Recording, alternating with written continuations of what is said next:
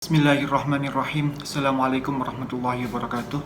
Bismillahirrahmanirrahim. Alhamdulillahirabbil alamin. Allahumma shalli ala sayyidina Muhammad wa ala ali sayyidina Muhammad. Rabbi shrah li sadri wa yassir li amri wahlul 'uqdatam min lisani yafqahu qawli. Amin ya rabbil alamin. Baik teman-teman sekalian, kita mulai kelas kita pada kali ini dengan membaca ummul kitab surat Al-Fatihah bersama-sama. Lillahi wa li syafaati rasulil Al-Fatihah.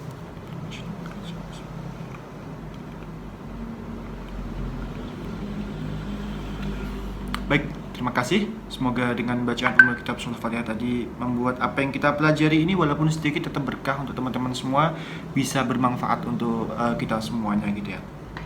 Nah, setelah pada minggu lalu kita ngomongin mengenai dasar banget sih mengenai desain gitu ya, mengenai desain di Corel maupun di mana kemarin di PowerPoint. Nah, pada kali ini kita akan ngomongin sedikit mengenai dasar-dasar fotografi. Jadi paling nggak teman-teman cukup ngerti aja lah, tetap mengetahui saja. Karena seperti yang kita bicarakan di awal dulu, di kampus ini, di perkuliahan ini hanya memberikan pengantar saja. Teman-teman selebihnya bisa mengeksplor sendiri. Karena tidak mungkin hanya beberapa pertemuan saja teman-teman bisa menguasai semuanya. Apalagi di aplikasi teknologi informasi ini sebetulnya banyak banget yang mau kita bahas gitu ya. Misalnya contoh fotografi kayak gini, mau foto produk, foto model kayak gitu, kita juga sangat lama banget harusnya. Maka kita hanya mengenalkan dasar-dasarnya saja. Semoga dengan itu teman-teman bisa lebih tertarik untuk mempelajari lebih lanjut gitu ya. Karena sebetulnya kalau kita mau kalau kalian teman-teman ini mau belajar digital marketing, teman-teman kan tidak langsung berhadapan langsung dengan konsumen kayak gitu, tidak berhadapan langsung dengan konsumen, sehingga kekuatan itu yang pertama salah satunya adalah di konten, di konten di mana gambar itu benar-benar berpengaruh penting. Kemudian setelah itu adalah copywriting, karena teman-teman tidak bisa ngobrol secara langsung dengan konsumen, maka penulisan itu sangat penting untuk teman-teman. Semoga besok kita sempat membahas copywriting gitu ya. Tapi sebelumnya kita mau ngomongin mengenai gambarnya dulu nih, teman-teman, gimana caranya biar produk tadi bisa ditampilkan secara bagus.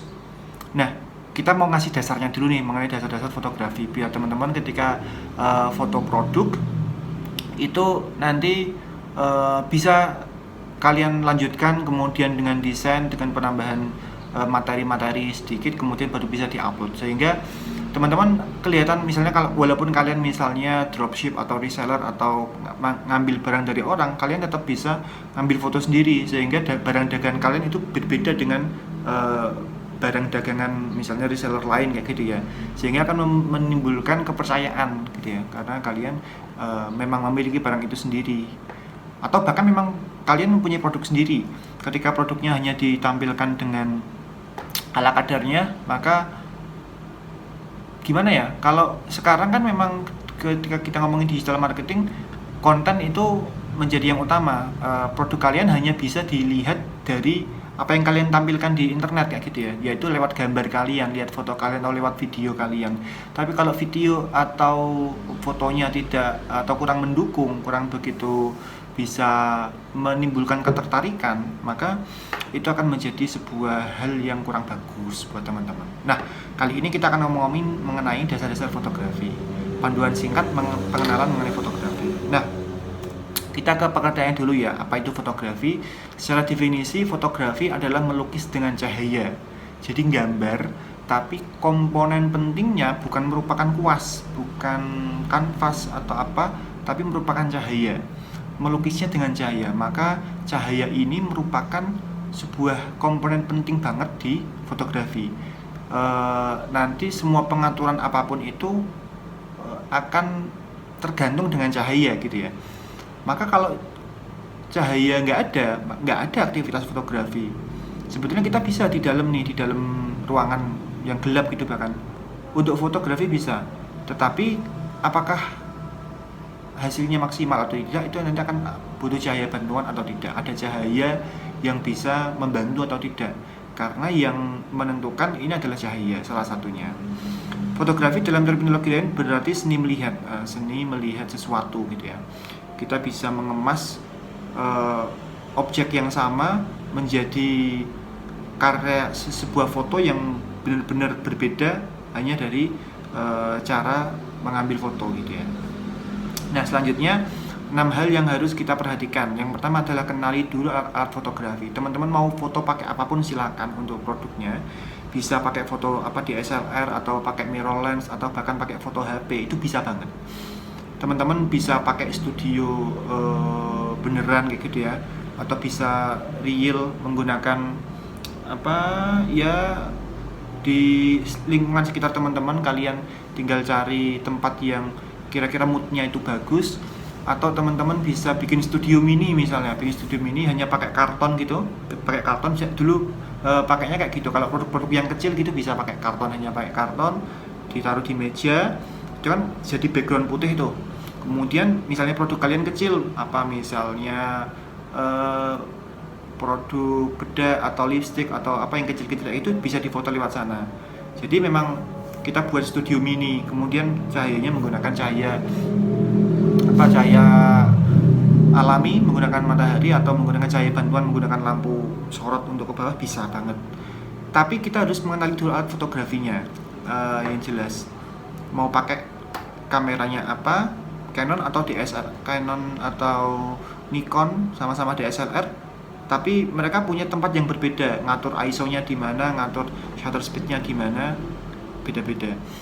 Pun demikian dengan HP, kalian bisa nggak untuk mengenali bagaimana caranya HP itu bisa fokus ke objeknya, menaikkan cahaya di HP itu gimana. Maka intinya teman-teman harus mengenali alat fotografinya terlebih dahulu. Kemudian yang kedua adalah cara memegang kamera yang baik dan benar. Teman-teman harus bisa mempelajari. Yang selanjutnya adalah komposisi. Oke, cara memegang kamera ini macam-macam nih ya. Bisa kita manual kayak gini, pakai tangan.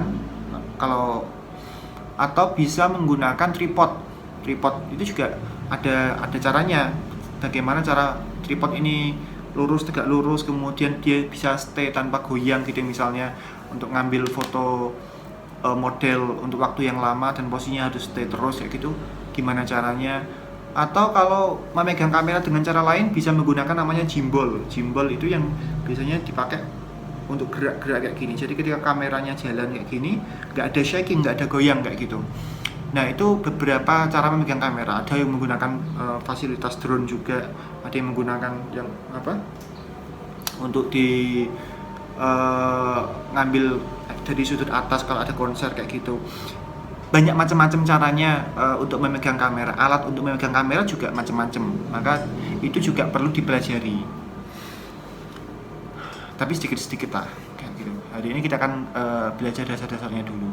Yang ketiga adalah komposisi pengambilan gambar, apa saja yang ada di gambar itu, kemudian ada variasi gambar, kemudian gambar yang bisa bercerita, yang terakhir harus bisa memberikan mood pada gambar gitu ya. Jadi gambar itu bisa memberikan ketertarikan sendiri pada orang yang melihat. Selanjutnya kita harus belajar mengenai rumus dasar fotografi. Yang pertama adalah komposisi, yang kedua adalah exposure, kemudian yang ketiga adalah lensa gitu ya. Kemudian yang terakhir adalah light atau cahaya gitu ya. Paling tidak 4 ini yang harus teman-teman kuasai semuanya. Harus teman-teman pahami mengenai komposisi, exposure, lens dan juga light. Nah, sampai light itu misalnya teknik ngambil gambar menggunakan lampu tembak ini seperti apa, harus cahayanya dari samping atau dari depan menyorot atau dari arah mana, arah bawah gitu. Itu akan ada tekniknya, teknik pencahayaan. Yang pertama yaitu adalah komposisi. Nah, komposisi ini intinya adalah gambar itu ada apa saja sih yang ada di gambar tadi. Ada aturan namanya rule of third. Jadi menempatkan subjek tidak pada bagian tengah bidang. Jadi kalau teman-teman punya kamera apapun DSLR atau mirrorless misalnya, itu biasanya akan ada bantuan kayak gini.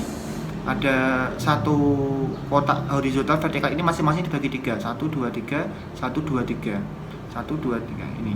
Nah, teman-teman diharapkan ketika ambil foto, objek utamanya itu tidak ada pada bagian tengah bidang, tetapi diharapkan menyentuh garis-garis ini loh, menyentuh ada di antara garis-garis ini. Ini salah satu teknik komposisi. Jadi kalau teman-teman ngambil gambar itu ada kotak ininya, ada kayak gini itu. Nah teman-teman itu sebenarnya untuk bantuan. Jangan gumun iki fungsinya kanggo apa. Jadi itu untuk bantuan namanya rule of third ini. Sehingga objeknya itu kalau bisa yang utamanya itu ada di garis-garis yang sudah ada panduannya itu. Nah, tapi tidak selalu kayak gini sih. Namun kadang kita bisa juga untuk melanggar aturan rule of third ini. Jadi kalau bisa tetap nyentuh ada di garis-garis ini, bukan di tengah-tengah gitu ya. Misalnya ini ada gambar macan ini ya, dia ngambilnya ada di antara garis-garis ini sehingga akan terasa feel-nya, terasa mood-nya gitu ya. Ininya ini ada di garis-garis tadi. Nah ini ada pengambilan foto. Kalau tadi ini kan objek, kalau ini kita objeknya bukan benda, bukan barang atau makhluk hidup, tapi adalah landscape, pemandangan gitu ya. Nah gimana caranya untuk mengatur ini tadi biar kelihatan rasanya kayak gini ya, tampilnya dia harus paling tidak ditemukan dengan ini. Misalnya kalau cakrawala ngambil sunset gitu, ininya bisa ditaruh disamakan dengan ini ada garis-garisnya. Nah ini adalah tenaga bantuan yang pertama. Ini adalah tenaga bantuan, bukan tenaga ya, fasilitas bantuan untuk teman-teman agar motretnya itu produknya bisa ada feel-nya, ada terlihat bagus kayak gitu ya, dengan adanya penanda di kamera tadi. Tapi kalau nggak ada juga nggak apa-apa sih. Kalau pakai handphone, ada handphone yang ada bantuan rule of third-nya kayak gitu, tinggal dicari aja fasilitasnya ada nggak di situ. Biasanya kayak merek Samsung, Huawei kayak gitu juga ada. Tapi kalau di kamera kebanyakan ada, tapi ada juga yang nggak ada yang rule of third ini. Yang selanjutnya komposisi, kita mendekat kepada subjek foto, kepada objek foto. Foto yang baik terdiri dari subjek, konteks, dan tidak ada yang lainnya. Nah ini misalnya ngambil fotonya, kita deketin banget, kita lihat objeknya ini apa yang mau kita shoot itu apanya. Misalnya kebahagiaan, momen kebahagiaan ini, dan juga makanan-makanan yang tersaji. Ini kan nuansanya kan padang banget gitu ya. Piring yang tumpuk-tumpuk itu kan sangat padang sekali. Jadi kita bisa mendekat untuk mengcapture benar-benar pesan di fotonya apa gitu ya. Ini ada konteksnya, dua anak lebih baik, kondom, tapi ada pesannya gitu ya.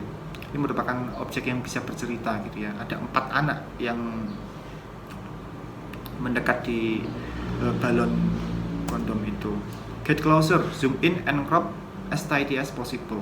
Jadi ini salah satu teknik juga untuk kita bisa mendekat kepada objeknya gitu ya. Kemudian zoom in dan kita bisa ngecropnya itu sebagus atau secocok mungkin gitu ya. Ini selanjutnya adalah kita perhatikan garis, diagonal, ritme, dan bingkai. Jadi ini ada garis-garis yang ngadep, ini kita pastikan itu tegak. Misalnya kalau kayak gini ada di tengah-tengah. Create impact by using frames and real or invert lines that leads the viewer eye into around the picture. Jadi seakan-akan yang melihat itu bisa masuk ke dalam gambarnya ini. Kalau ini kita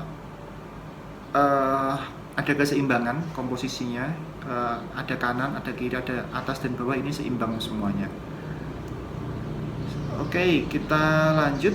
Ini ada angle pemotretan dramatis. Jadi kalau angle itu ada banyak ya, teman-teman bisa mungkin nanti dicari-cari, ada namanya bird view. Bird view itu ngambil dari atas gitu ya, kayak ngambil dari drone. Ini juga ini bird view. Jadi seakan-akan yang lihat itu burung melihat ke bawah.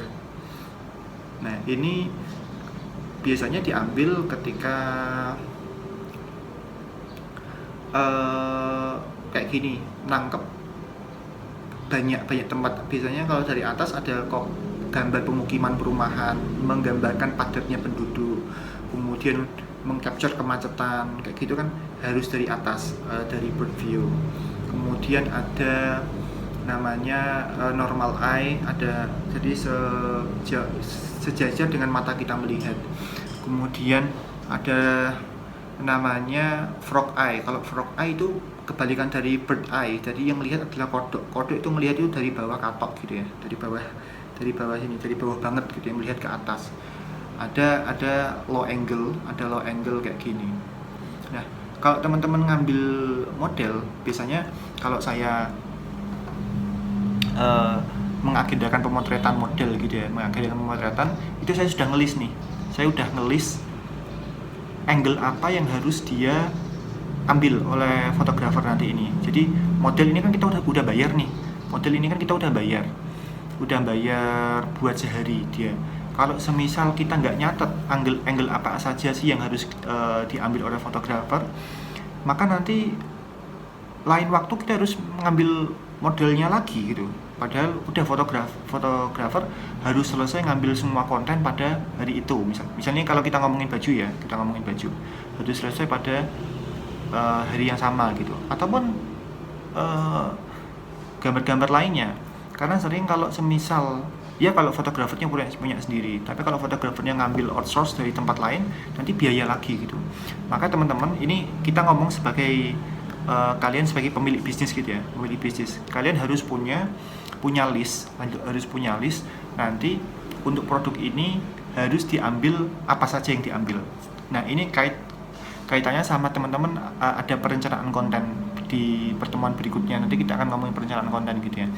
Maka harus ada jelas, harus ngambil misalnya full shot baju gitu ya, full shot dari atas sampai bawah, kemudian tampak depan, tampak samping, tampak kiri, kemudian berbagai ekspresi harus kalian list sebelum foto sehingga pas foto kalian sudah tahu yang mau diambil itu apa saja, dari angle mana saja. Ya tadi dari depan, samping, kanan, bawah, kemudian berbagai ekspresi, ada ekspresi senang. Jadi kita misal mau ngambil bikin konten yang ada model lagi gambar seneng, itu ada kontennya.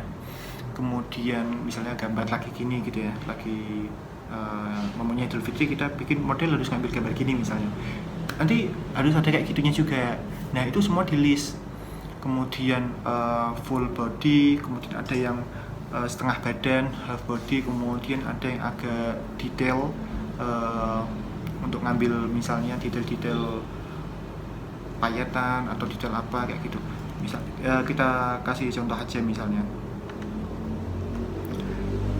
ini berarti kan ini kayak gini adalah full dan dia normal view dari depan gitu ya. Kalau ini kebanyakan dari depan, tapi kalau gini kebanyakan dari angle-nya dari atas kalau produk-produk yang seperti ini. Kemudian ada yang namanya flat lay. Kalau di sini tadi ini kan dari atas, tapi kalau produk itu istilahnya adalah flat lay. Misalnya ini, misalnya ini. Jadi teman-teman mungkin sering lihat ya, ada baju atau kemudian sabuk dan lain sebagainya ditata sejajar semua, kemudian nanti ngambilnya dari atas. Itu sekarang banyak sekali yang seperti itu. Nah itu contohnya seperti ini. Ini teknik pengambilan flat lay. Nah ini juga bisa digunakan untuk memberikan sensasi lain. Misalnya contoh lain ya, flat lay food. Nah ini contoh-contoh gambar flat lay. Jadi dia ngambilnya itu dari atas, gambarnya dari atas, dari atas banget gitu. Ya ini beberapa contoh saja. Nah kita lanjut lagi. Ini adalah komposisi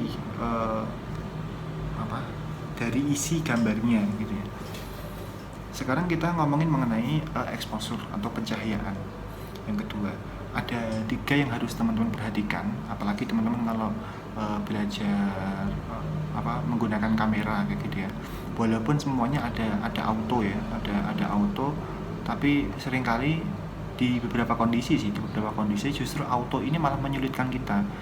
Karena bagi orang-orang yang bisa manual, justru malah mereka milih manual karena bisa bikin sesuai dengan keinginannya gitu ya. Aku pengennya kecepatannya segini, pengennya cahayanya masuk cuma segini. Nah itu semua makanya harus dipelajari dulu. Ada 3. Yang pertama adalah aperture atau diafragma, bukaan. Yang kedua adalah shutter speed. Yang ketiga adalah ISO. Yang mana masing-masing ini ada kaitannya dengan pencahayaan. Bagus atau tidaknya hasil teman-teman akan dipengaruhi oleh 3 hal ini: diafragma, kemudian shutter speed, sama ISO. Kita yang pertama dulu. Yang pertama adalah aperture. Kalau saya lebih senang nyebutnya bukaan gitu ya, atau diafragma tadi, diafragma. Nah intinya biasanya di kamera itu ada bukaan tuh mulai dari kecil sampai besar, tergantung kameranya ya, tergantung misalnya juga. Jadi kalau bukaan kecil maka dia akan semakin banyak cahaya yang masuk, cahayanya banyak yang masuk. Ketika cahaya banyak yang masuk, maka berarti kan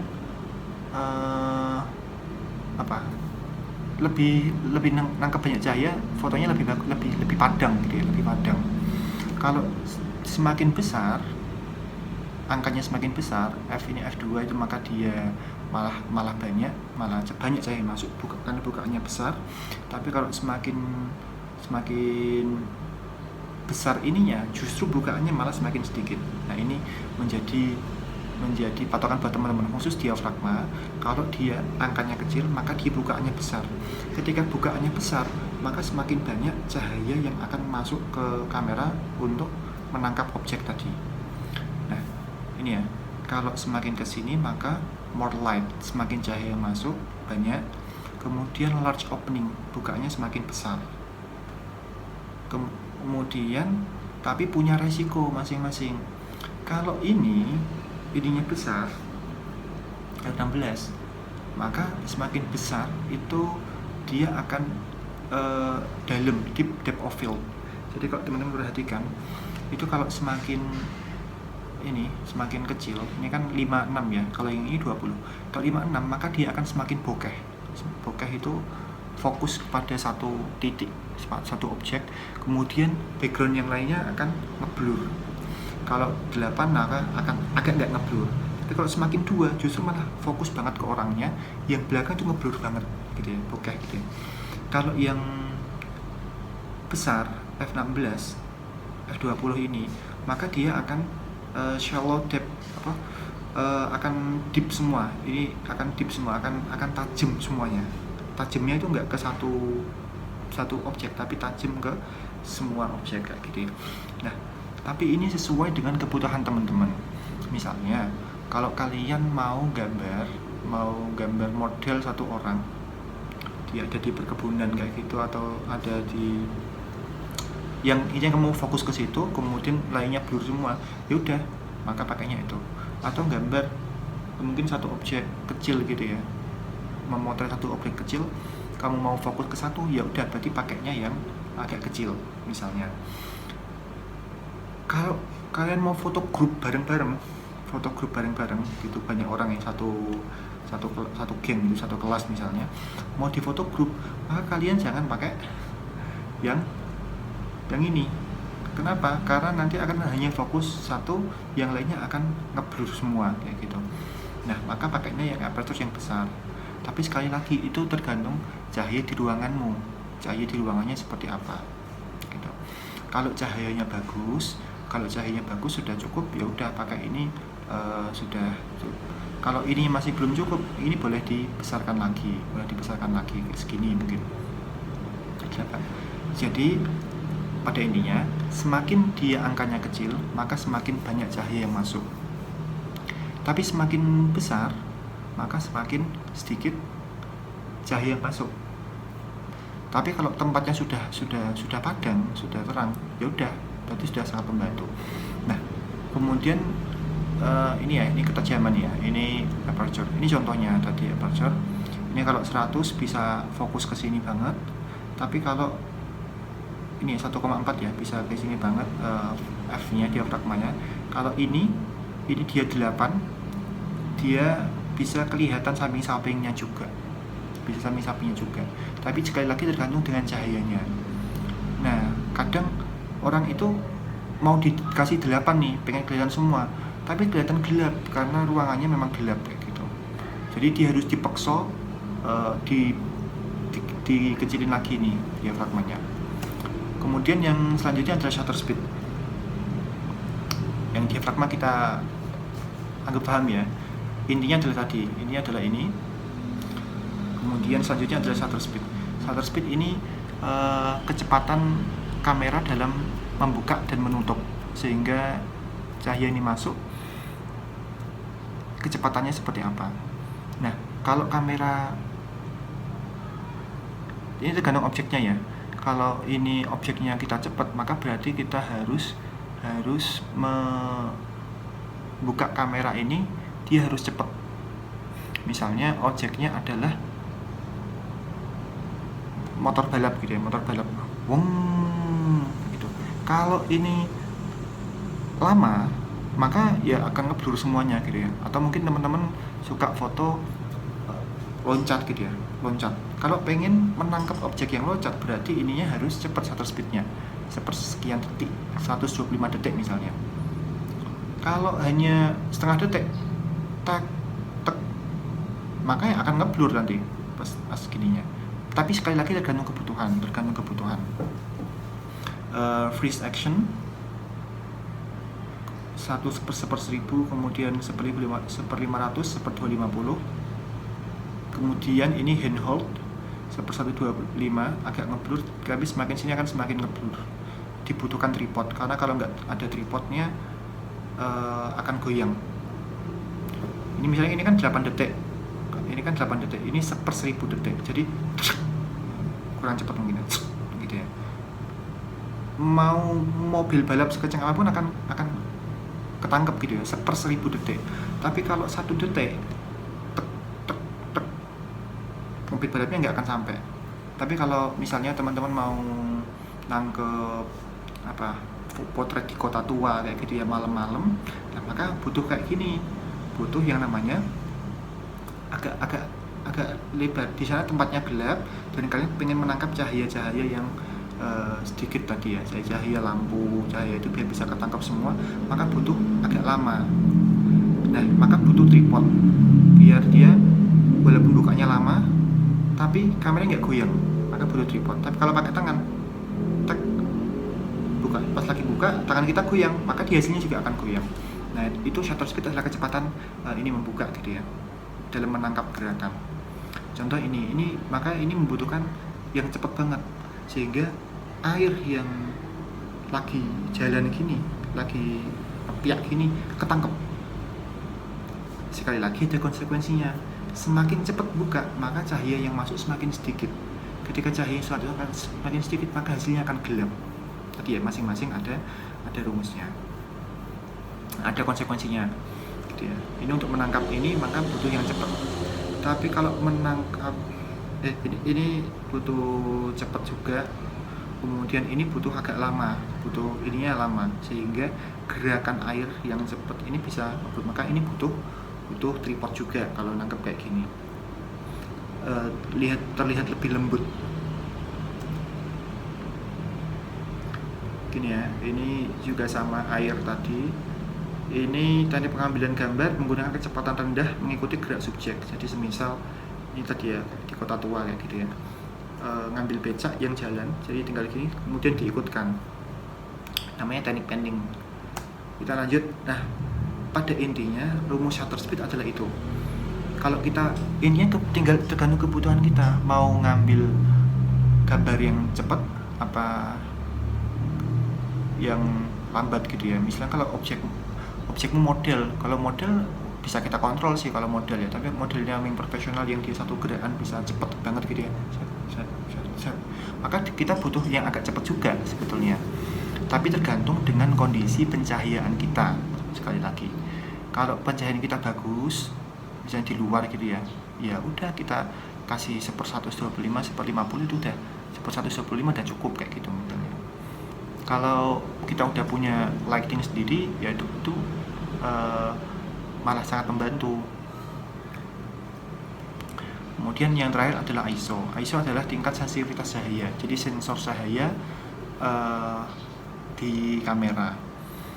Jadi 3 tadi ya, aperture, shutter speed sama ISO. Kalau ISO biasanya ada ini, ada 25, 50, 100, 200, 400, 800, 1600, 3200. Bahkan kamera sing apik-apik bisa nyampe lebih gitu ya. Biasanya mentok ada 64, 6400 dan seterusnya. Kalau tergantung kameranya lah intinya. Jadi semakin kesini, semakin banyak besar ini, maka nangkapnya semakin bagus. Kalau kecil segini, dia tidak bisa menangkap cahaya, sensor cahayanya itu sedikit, jadi dia sensor gitu ya, sensor cahaya, sensitif sama cahaya atau tidak. Kalau 25 dia nggak sensitif sama cahaya itu nggak diserap gitu ya. Tapi kalau 800 cahayanya dia semakin banyak terserap. Gunakan ISO 100-200 untuk pemotretan di luar ruangan dalam keadaan cerah. Nah, sekali lagi masing-masing semua ada dampak konsekuensinya. Kalau aperture tadi nangkap cahaya, dampaknya ke apa tadi? Dampaknya adalah ke bokeh atau tidak, fokusnya kedalamannya itu hanya ke satu objek apa semuanya, yang lain ngeblur atau tidak. Kalau yang shutter speed dampaknya itu ke kecepatan, jadi gelap sama ke kecepatan, goyang apa tidak gitu ya. Kalau si ISO ini dia dampak negatifnya itu ketika kita sampai ke sini 800, dia itu dapat cahaya bagus, tapi konsekuensinya dia akan grainy itu akan dilihat titik-titik gitu ya, ada noise-nya gitu, ada titik-titiknya. Jika langit mendung atau di dalam ruangan, gunakan ISO 400-800. Mendung di jopo atau di dalam ruangan kelas kayak gitu, bisa pakai digedein sedikit biar kameranya itu agak sensitif sama cahaya sedikit apapun akan ditangkap gitu ya. Tapi resikonya tadi agak muncul noise, titik-titik tadi. Kalau malam hari di dalam ruangan yang redup, gunakan ISO 1600 atau lebih. Jadi bikin peka banget sama cahaya, sehingga cahaya sedikit apapun akan masuk kayak gitu ke sensitivitas kameranya tadi. Nah, tapi tadi resikonya semakin gede lagi akan semakin titik-titiknya ketok gitu ya, semakin noise gitu. Jadi sebisa mungkin kita kalau ngambil gambar, ISO-nya itu seminimal mungkin, biar objeknya hasilnya nggak ada noise-nya gitu ya. Gunakan tripod jika ingin menggunakan ISO rendah dalam keadaan redup atau kurang cahaya. Nah, mengapa perlu menaikkan ISO? Menaikkan ISO perlu dinaikkan pada kondisi berikut. Yang pertama adalah kondisi minim cahaya. Kalau tadi ya udah sore atau udah malam, maka kita naikkan ISO-nya. Sudah menggunakan aperture dengan bukaan terbesar. Jadi kalau semisal bukaannya udah 2,5, tapi kan 2,5 itu bokeh banget. Ya udah kita bikin 8 biar tetap bisa nangkap objeknya banyak, nggak bokeh banget, nggak blur banget. Kemudian baru kita naikkan ISO-nya. Sudah mengatur shutter speed pada kecepatan paling wajar. Shutter speed tadi kan yang kecepatan tadi ya, kita bikin sudah paling wajar itu 100. Kalau lebih cepat lagi, lebih lambat lagi biar terang, itu objeknya akan goyang, akan kelihatan ngeblur, nge-shake kayak gini. Nah, kita bikin paling wajar, misalnya 125 atau 150 misalnya, itu udah paling cepat ini untuk objek kita yang model misalnya. Nah, baru ISO-nya di padang kayak. Atau misal kita ngambil objek di luar, objek yang lari-lari gitu ya, objek yang lari-lari misal maksimal kita udah paling wajar biar bisa nangkep dia cepet itu misalnya 200, si 400 misalnya, di 400. Tapi kalau 400 ternyata masih gelap, ya udah kita naikkan lagi ISO-nya. Oke ya. Sebetulnya kita bisa mulai dari shutter speed, aperture, kemudian ISO kayak gitu. Ini rumus pencahayaannya. Kalau aperture itu bukaan lensa, pupil kelopak mata itu semakin dia kecil, dia semakin padam, tapi semakin bokeh, semakin ngeblur, hanya bisa fokus di satu objek, hanya di beberapa objek, semakin kecil ya. Tapi semakin besar maka dia cahayanya akan semakin sedikit cahayanya masuk, tetapi dia akan semakin tajam. Nah, kamu tergantung mengotak-ngatik ininya. Kalau shutter speed semakin lambat, tak tak tak, maka dia cahayanya semakin banyak yang masuk, tetapi semakin ngeblur. Kalau semakin cepat, dia bisa menangkap gerakan, tapi dia kurang cahaya, gelap di sini. Kalau ISO di sini gelap, tapi dia detail. Di sini dia padam, tapi dia nggak detail, nggak bisa, noise-nya banyak gitu ya, more noise. Oke, sampai sini paham. Nah, kita tergantung kita tinggal memainkan segitiga ini. Kita mau baiknya yang mana tadi? Kita mau ngejar objek yang cepat, apa mau ngejar apapun tadi. Nah, yang selanjutnya adalah lensa. Ada macam-macam ya, lensa wide atau lebar 16 mm atau 17 mm sampai ini. Ada lensa tele yang jauh, ada lensa zoom, ada lensa normal sesuai dengan jangkauan mata normal 50 mm, ada lensa fix, biasanya dia nggak bisa di zoom kayak gini juga.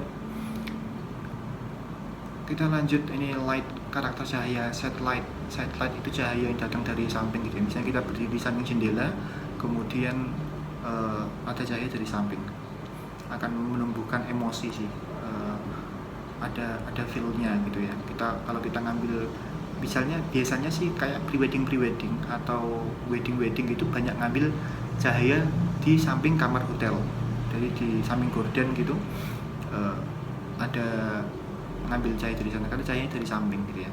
Ada backlight, cahaya datang dari belakang subjek. Ini biasanya kalau kalian ngambil di senja kayak gitu ya, ngambil apa siluet kayak gitu. Ada rim light, cahaya memberikan outline pada subjek. Kemudian ambient light, cahaya sekitar subjek yang tidak secara langsung menerangi subjek. Yang tidak langsung biasanya maka ada pakai kertas dan lain sebagainya. Diffuse light, cahaya yang tersaring oleh medium tertentu.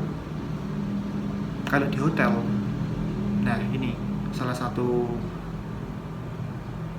taktik kenapa saya milih hotel untuk pemotretan itu biasanya adalah tergantung dia punya gorden filtrasi atau tidak. Jadi semisal kalau di hotel terbagus itu gordennya ada dua. Gorden yang pertama adalah gorden yang utama itu, gorden yang kedua adalah saringan yang putih itu ya, ada kain filtrasi itu bikin bagus, ada semacam diffuse-nya, cahaya itu tersaring terlebih dahulu. Bounce light, cahaya yang dipantulkan untuk menembuskan cahaya yang jatuh pada subjek. Artificial light, cahaya buatan seperti lampu kilat, lampu taman. Natural light, cahaya yang bersumber dari matahari. Tapi cahaya yang paling bagus memang cahaya natural, cahaya yang langsung bersumber dari matahari. Oke. Nah, kurang lebih ini adalah apa yang kita pelajari di kelas ini ya. Yang penting adalah teman-teman harus mulai memotret. Nanti coba belajar mulai dari motret produknya sendiri-sendiri yang nantinya akan kalian buat untuk bikinkan di konten gitu ya. Itu adalah teknik dasar untuk pengambilan kamera, pengambilan gambar menggunakan kamera maupun handphone gitu ya. Handphone juga sama sih, banyak juga handphone yang kalau memang dia fungsinya untuk fotografi sudah ada mode manualnya juga. Tapi kalau pakai mode auto menggunakan handphone juga bisa gitu ya. Nah, kita akhiri kelas kita di hari ini. Ada tugas apa enggak ya? Kayaknya nggak usah sih, nanti tugasnya kita tumpuk di pertemuan berikutnya saja. Kita akhiri, terima kasih. Assalamualaikum warahmatullahi wabarakatuh.